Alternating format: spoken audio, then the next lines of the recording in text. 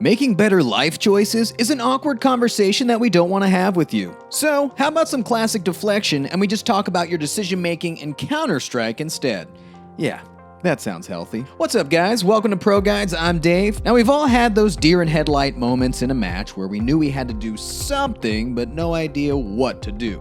Usually it's when you're left to clutch around all alone and you know your 4 teammates are watching your every step. Paranoia. Yay.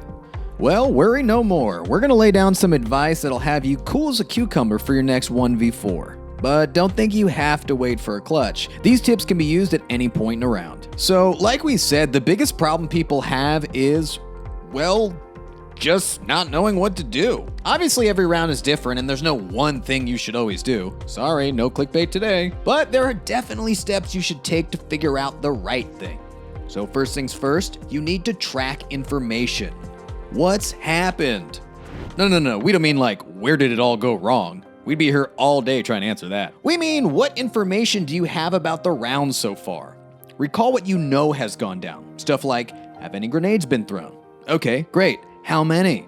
For example, if you tracked 4 smoke grenades being tossed, then at most there's 1 left. This gives you an idea of the utility that's left on the enemy's team. Whereabouts were the grenades thrown? How long ago? From that info, you can work out where the enemy could have moved to. After all, players can only run so quickly. If a smoke went down at Mirage's A ramp 5 seconds ago, you know that player can only really be at T-spawn still. Same goes for any enemies spotted or heard. I mean, their little feet can only carry them so fast. Getting familiar with the map's timings gives you a leg up in any clutch. You know the furthest point any enemy could possibly be from and where you first heard them. This is especially handy for an enemy opper. If you can track their possible locations, you can play around any op-friendly angles. This is obvious stuff, we know. But it's not the noticing part that's hard. It's the remembering it all and using that info. Yes, a spreadsheet would help. But unless you have an assistant nearby, you'll need to track this all in your head, in real time. So it's all well and good keeping track of this info, but how do you use it? So glad you asked.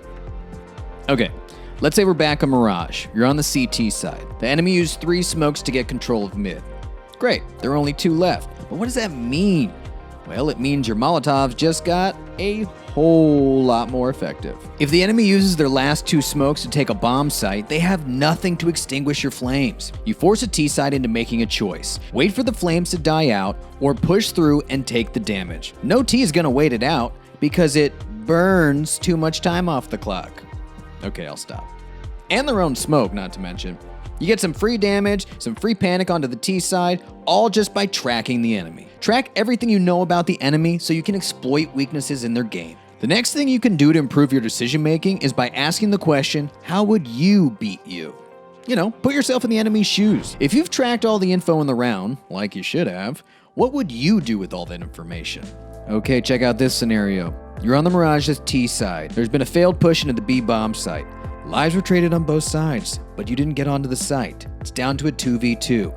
There's still time on the clock, and you and your teammate are now stuck behind a smoke in apps and can't get onto the site. Before you start figuring out what you want to do, look at it from another perspective.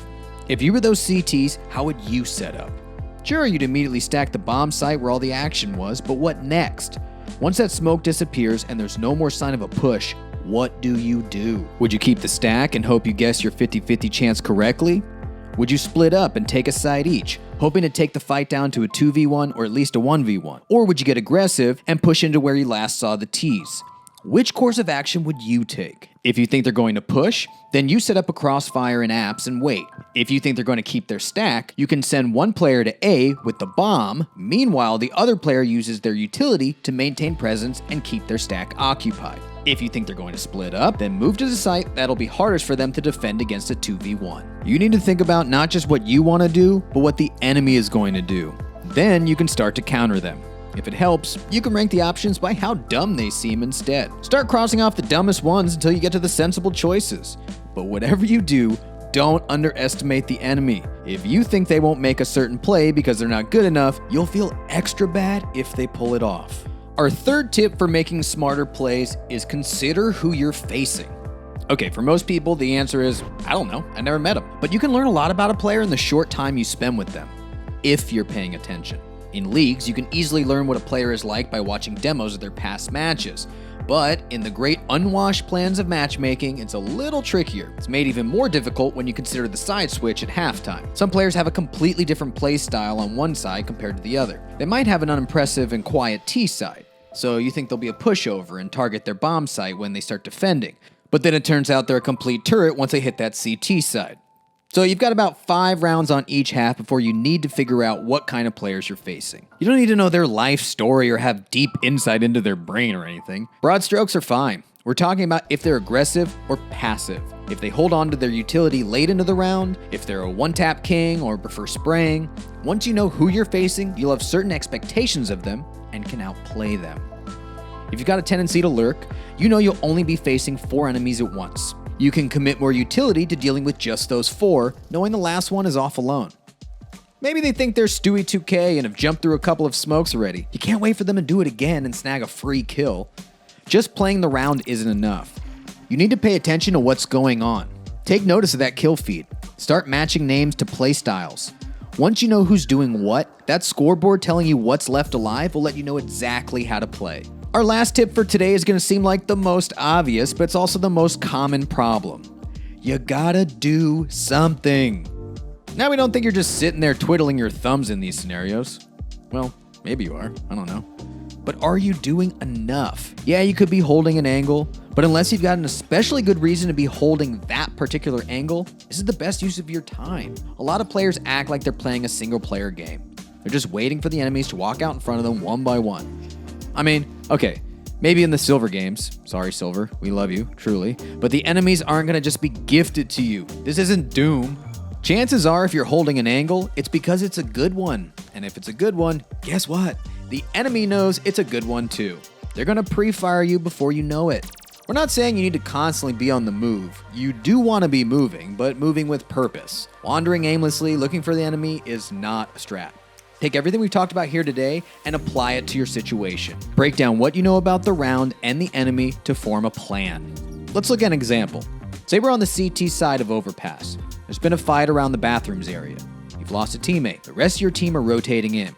If you just sit here, the enemy are going to continue clearing the area. They'll find you. Angle by angle, they will hunt you down, using their greater numbers and utility to overwhelm you. You need to do something. It's up to you how you want to play. You can get aggressive and try and take one down with you, but a 1-for-1 trade would be bad for your team. You could just try retreating to stay alive. What if you get shot in the back while running away? You could try delaying them so your team have time to arrive and help out. What if you can't delay them for long enough? In every one of these, there's a risk, but they're all better than doing absolutely nothing. There'll be failures, of course, but doing nothing teaches you nothing, whereas your failures will teach you lessons. You need to be in control as much of the game as possible. You're responsible for your own agency, so you need to get out there and start making plays. All 4 of our tips today can be boiled down to a single thought. Pay attention. Pay attention to the round, the enemy, and even yourself. If you want to just play a few games of CSGO, go right ahead. But if you're interested in improving, then just playing isn't enough. And that's going to do it from us today, guys. Thank you so much for watching. Let us know in the comments if you struggle with any of these kinds of decisions, and if you'd like to get better at CSGO, please make sure to check out ProGuides.com. Till next time, good luck in your matches.